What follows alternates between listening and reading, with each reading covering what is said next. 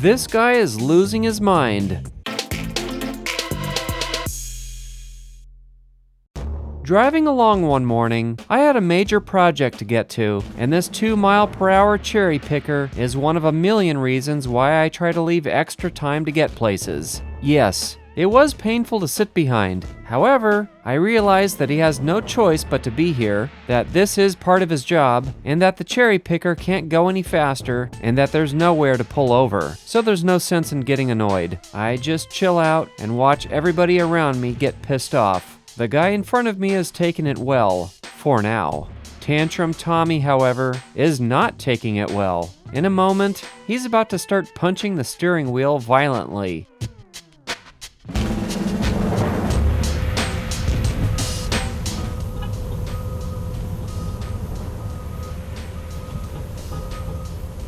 He punches the wheel so much, he sets off the windshield wipers. I wonder how long it'll take him to figure out his wipers are going.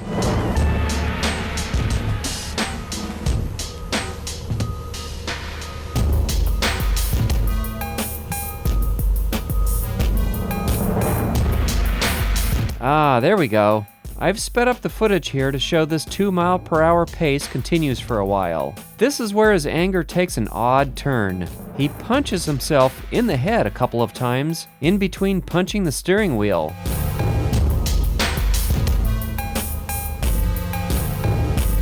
The guy in front of me who kept his cool this long was about to lose it now. He angrily gestures and yells out the window.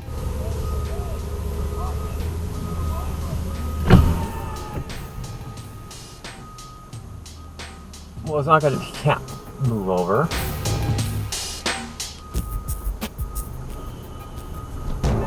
The cherry picker finally arrives at his destination. In case you're wondering, I was not late getting to my project.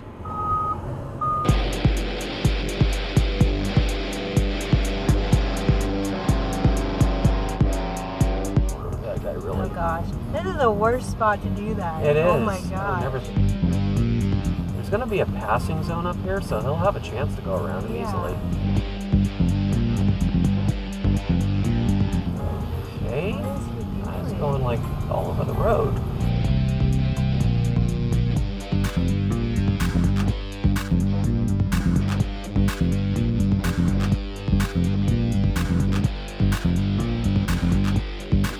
You can't see him yet, but this aggressive douche lord is going to come from this side street. He's number 1 at driving like number 2. In the meantime, this impatiently idiotic imbecile doesn't want to wait in traffic, so he completely abuses this center left turn lane and travels far further in it than allowed by law. And here comes the aggressive douche lord that forces his way in no matter what. Wow. Jesus. Wow. Asshole. He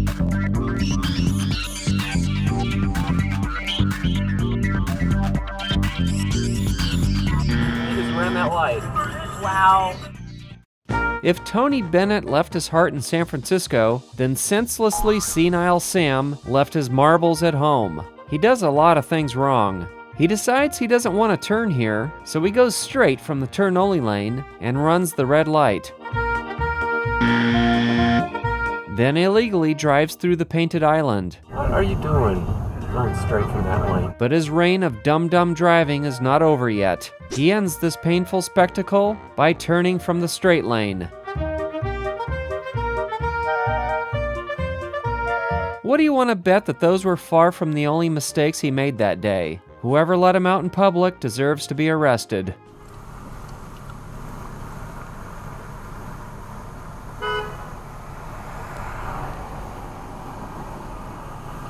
Okay, somebody backing up. There's a lot of traffic in the right lane, and it's going to back up quite a bit. But there'll always be that one guy who didn't feel like waiting in line. And today that guy is Peter Pompous. He's using the right turn-only lane to cheat traffic. And by the way, what do pubic hair and lane markings have in common? They're just there for decoration, according to him, which is why he's treating the right turn-only arrow as a suggestion rather than a rule.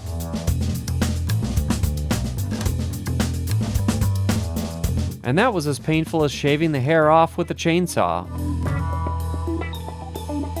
The driving lane into and out of this parking lot is fairly narrow. For some odd reason, crackhead Kathy's funky uncle, fucked up, failed, feckless Fred, decided to park in the driving lane instead of in the parking lot. It was right about here I realized I wouldn't fit by him. He moves, but then stops for no apparent reason, where he's still in the way.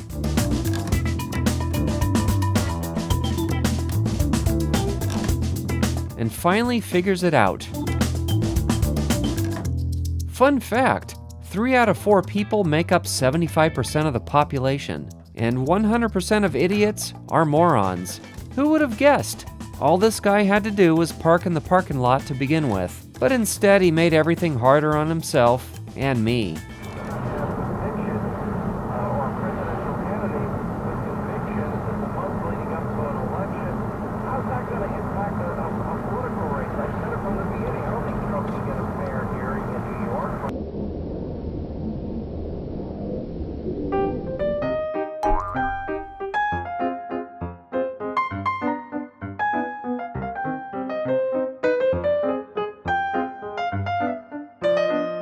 The next driver's driving made about as much sense as an ashtray on a motorcycle. Notice these available parking spots. I guess the choices are too overwhelming for Zombie Zach because his brain suddenly crashes and he stops in the middle of the street.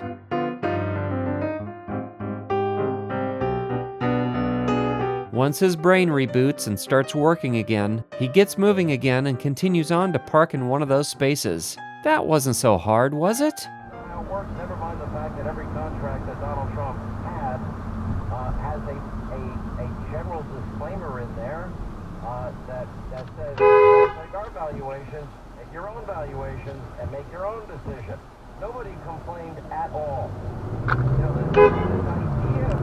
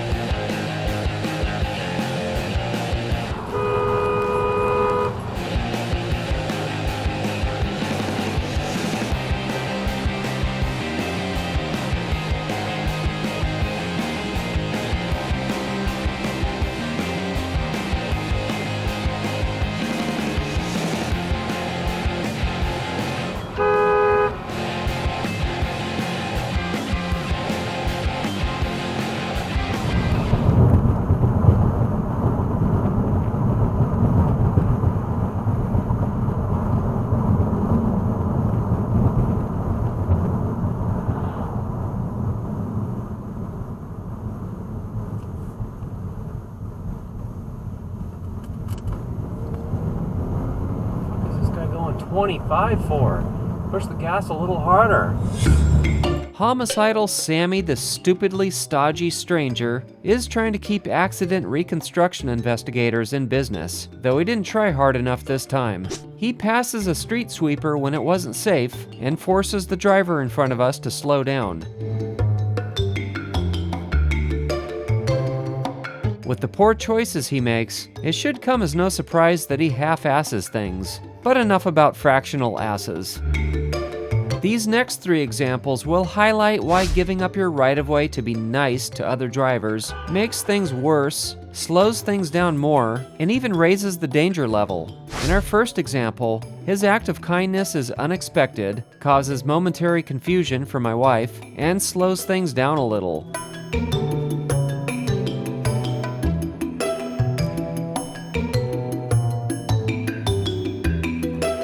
second one is no smarter. My wife actually could have turned quicker had this Mother Teresa wannabe not slowed down and stopped.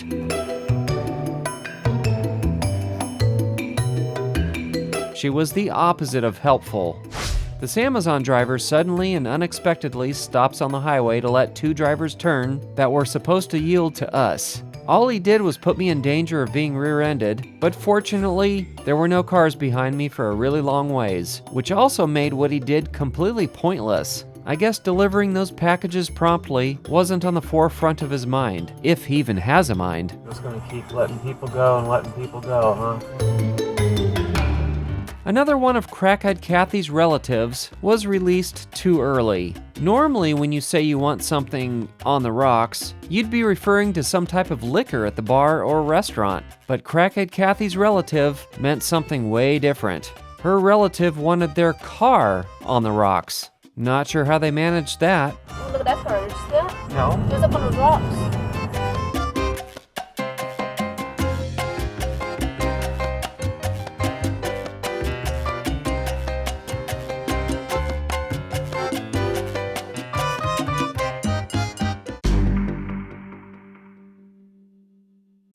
Ditzy Dipwad Daisy didn't learn the art of turning properly and makes her mark on the world. Whoops, that just happened. This guy saw the whole thing.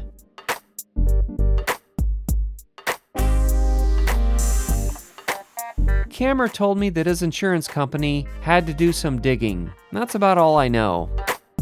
And you're gonna see more stupidity on full display. Cameron is on the highway to hell, and it's not paved with common sense. This ambulance is either headed to a patient emergency or is transporting a patient to the hospital. But Nicholas Numbnuts tries to make a metal sandwich with the ambulance by crashing right into it. Oh shit. And now the out-of-commission ambulance will have to call for another one. But we're not done with this idiocracy yet.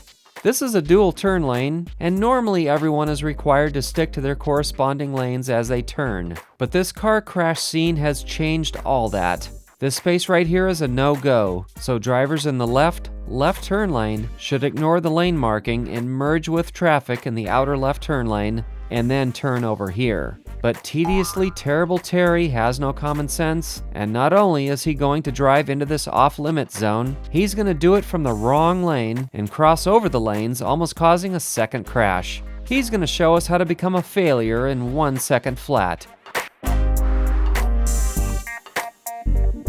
Oh, you almost crashed into him too.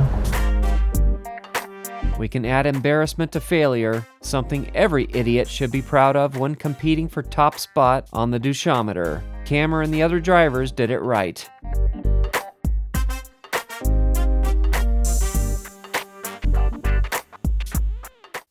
Daft, distracted Danny is going to sit through an entire light cycle and sit there like a booger on someone's upper lip.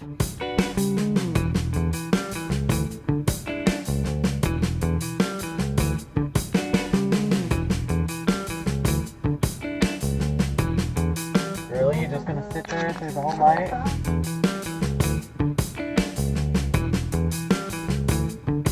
Yeah, there you go. Dumb. Get off your phone. There's a patch of ice right here, tripping everybody up.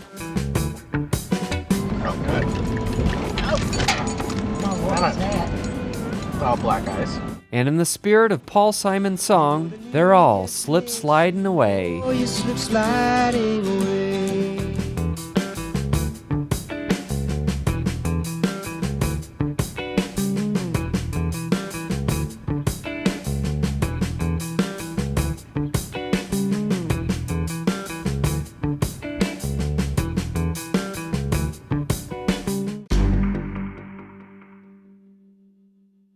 This is a difficult mistake to avoid if you don't drive this freeway all the time. Between the mist, wet slick pavement reflecting the bright sunlight just right, the lane markings almost disappear. To make matters worse, this line stops paralleling the lane lines, leading me to think the lane was somewhere other than it really was.